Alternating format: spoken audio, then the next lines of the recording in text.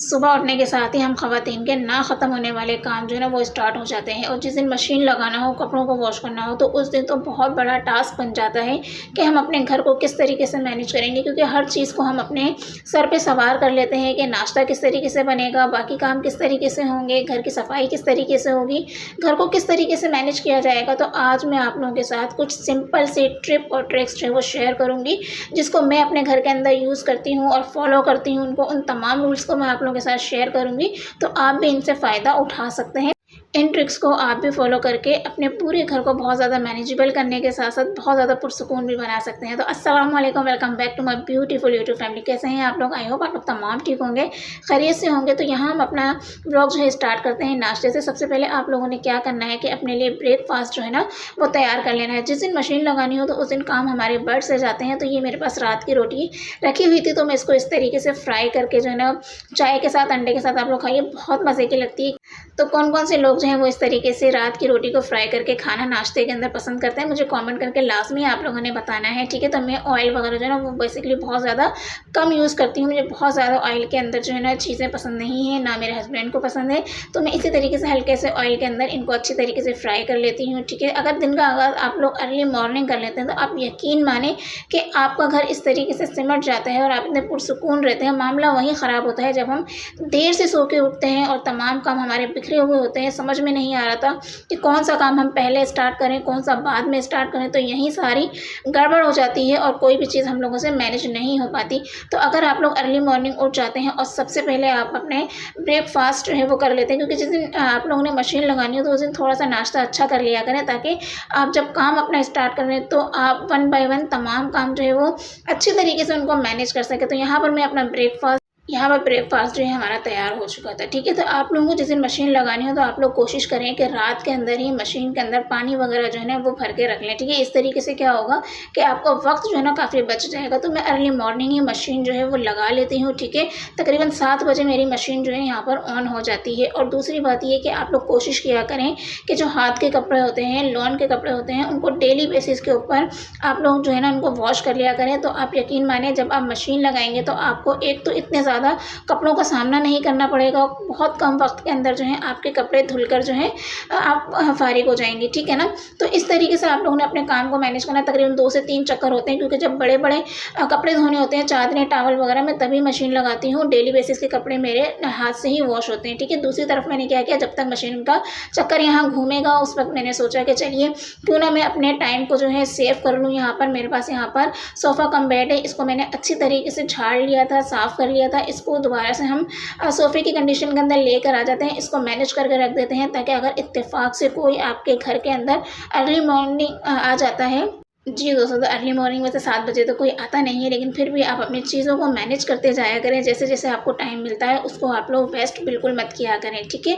तो यहाँ पर मेरा आप लोग देख सकते हैं कि सोफ़ा कम बेड जो मैंने अच्छी तरीके से झाड़ के इसको मैनेज कर दिया था। साइड में कुर्सियाँ वगैरह रखी हुई थी, उसको भी आप लोगों ने जो है वो अच्छी तरीके से साफ़ कर लेना है। इसके बाद बारी आ जाती है यहाँ पर किचन की, क्योंकि हम नाश्ते से फ्री हो चुके थे। चक्कर हमारा यहाँ पर मशीन में घूम रहा था उस वक्त, मैंने सोचा कि क्यों ना जो है यहाँ पर मैं अपने पूरे जो चूल्हे का एरिया है उसको अच्छी तरीके से साफ़ कर लूँ, क्योंकि मैं अपने बर्तन वगैरह जो है वो अच्छी तरीके से वॉश कर चुकी थी। तमाम बर्तन मेरे यहाँ पर जो है नीट एंड क्लीन हो चुके थे, क्योंकि मैं पहले भी ब्लॉग में बता चुकी हूँ। तो रोज़ रोज़ एक चीज़ को दिखाना कुछ सही नहीं होता, तो मैंने सोचा चलिए मैं किस तरीके से जिस दिन मशीन लगती है उस दिन का मैं आपको बता रही थी कितने आराम से जो है मैं सारे काम कर लेती हूँ। मुझे ना ही तो नाश्ता बाहर से मंगाने की ज़रूरत पड़ती है, ना मैं लंच बाहर से मंगाती हूँ, और सारे काम जो है ना बहुत ईजीली मेरे हो जाते हैं। क्योंकि आप जब स्टेप बाय स्टेप सारे काम कर रहे होते हैं तो आप यकीन माने आपको कोई परेशानी का सामना नहीं करना पड़ता।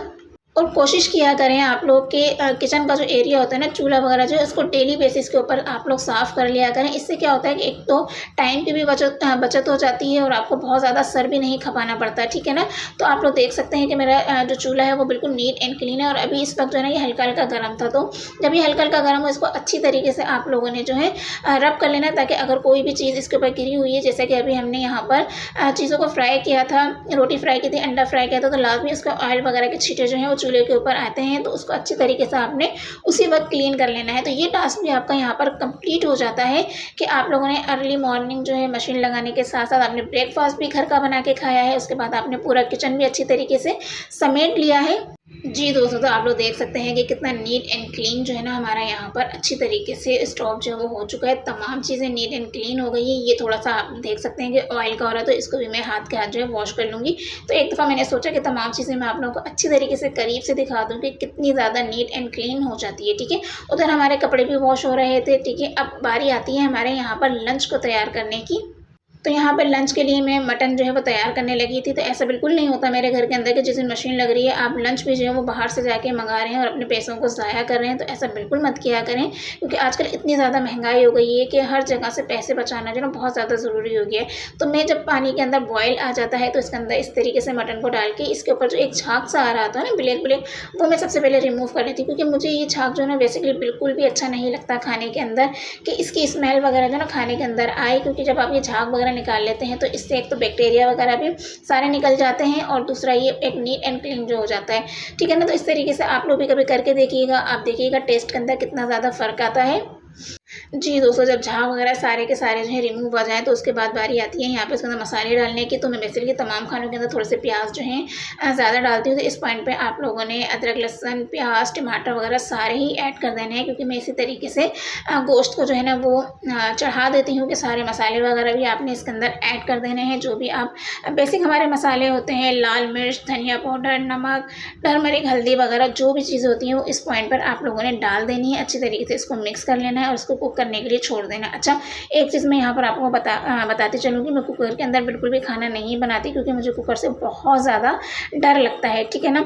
तो मैं इसी तरीके से जो है पतीली होती है उसी के अंदर जो है खाना बनाती हूँ। तो थोड़ा सा टाइम जो है इसके अंदर ज़्यादा लगता है। तो मैंने बेसिक ऐसे जो है ना यहाँ पर गर्म मसाले भी ऐड कर दिए थे, क्योंकि मैंने आपको शायद पहले भी बताया था कि गर्म मसाले बहुत ज़्यादा यूज़ मैं खाने के अंदर नहीं करती। तो अब आप लोग देख सकते हैं कि यहाँ पर तकरीबन मेरे 40 से 50 मिनट लगे थे, क्योंकि मटन का सालन था। मटन आपको पता है कि थोड़ा सा जल्दी गल जाता है। तो इस पॉइंट पे जब ये भुनाई पर आने लगा था तो 2 लाल मिर्चें मैंने इसके अंदर ऐड कर दी थी, यानी कि हरी मिर्चें जो है ना वो मैंने यहाँ पर ऐड की थी। साथ ही मैंने 2 चमचे जो है ना दही के ऐड कर दिए थे, क्योंकि जब शोरबे वाला सालन हो तो दही उसके अंदर लाजमी डाला करें। इससे एक तो टेस्ट बहुत अच्छा आता है और ग्रेवी आपकी बहुत अच्छी सी बन जाती है। तो अच्छी तरीके से आप लोगों ने यहाँ पर भून लेना है, और जितना शोरबा आप लोगों को चाहिए उतना आप लोग शोरबा कर सकते हैं, ठीक है। चाहे तो आप इसको रोटी के साथ खाएँ या फिर आप इसको चावल के अंदर ऐड करके खाएँ, यकीन माने बहुत ही मज़े का लग रहा होता है, ठीक है ना, ये सालन। तो यहाँ पर मेरा सालन भी जो है ना तैयार हो चुका था, ठीक है। राइस मैंने बॉईल कर लिए थे, तो मैंने सोचा कि चलिए मैं आपको प्लेट में भी डाल के दिखा दूँ कि कितने मज़े का सालन यहाँ पर लग रहा है। तो आप देखिए कि मैंने भी घर को किस तरीके से मैनेज किया, कि सिर्फ आप लोगों ने अपनी रूटीन को चेंज करना होता है। अर्ली मॉर्निंग उठना होता है। आप लोग एक दफ़ा उठ के देखिए, आप यकीन माने कि आपकी ज़िंदगी के अंदर सुकून आ जाएगा, और जो भागम दौड़ी आपकी ज़िंदगी के अंदर ना वो बिल्कुल ख़त्म हो जाएगी। अच्छा, ये जो क्लिप्स थे ना ये सेकंड डे के थे, जब तमाम कपड़े अच्छी तरीके से ड्राई हो चुके थे। अच्छा, मैं ड्राई करके फ़ौरन ही उनको जो है वो अच्छी तरीके से तय करके नहीं रखती, बल्कि मैं उनको ऐसे ही रहने देती हूँ, ताकि अगर इसके अंदर नमी वगैरह हो ना वो भी बिल्कुल ख़त्म हो जाए। तो सेकंड डे आप लोग क्या करेंगे कि तमाम के तमाम जितने भी कपड़े वगैरह हैं उनको अच्छी तरीके से जो है आप फ़ोल्ड करके रख सकते हैं। अब आप लोग देख सकते हैं कि जिस दिन मैंने मशीन लगाया एकदम ढेरों ढेर मेरे पास कपड़े नहीं थे। बहुत थोड़े से कपड़े जो थे मशीन के अंदर, यानी कि टॉवल, चादर वगैरह जो थी सिर्फ वही मैंने वॉश की थी, और एक सूट बच्चों का था। क्योंकि डेली बेसिस पे जब आप लोग कपड़ों को वॉश कर लेते हैं ना, तो यहाँ आधी टेंशन तो आप लोगों के घर की ख़त्म हो जाती है कि आप लोग घर को किस तरीके से मैनेज करेंगे, ठीक है। तो यहाँ पर हम घर में 5 अफराद हैं, क्योंकि 3 बच्चे और 2 मियाँ बीवी। तो मैं यहाँ पर जो है सबके टॉवल अलग अलग रखती हूँ। मैंने हाइजीन का शुरू से ही जो है वो ख्याल रखा है कि इस तरीके से आप लोग जब तमाम चीज़ें बच्चों की अलग कर देंगे, अपनी अलग कर लेंगे, तो आप यकीन करें कि एक तो बच्चों के अंदर भी ये आदत जो है ना डेवलप होगी कि आप शुरू से ही अपने टॉवल वगैरह जो है वो अलग रखें, ताकि हाइजीन का आप लोग बहुत अच्छे तरीके से ख्याल रख सकें, ठीक है ना।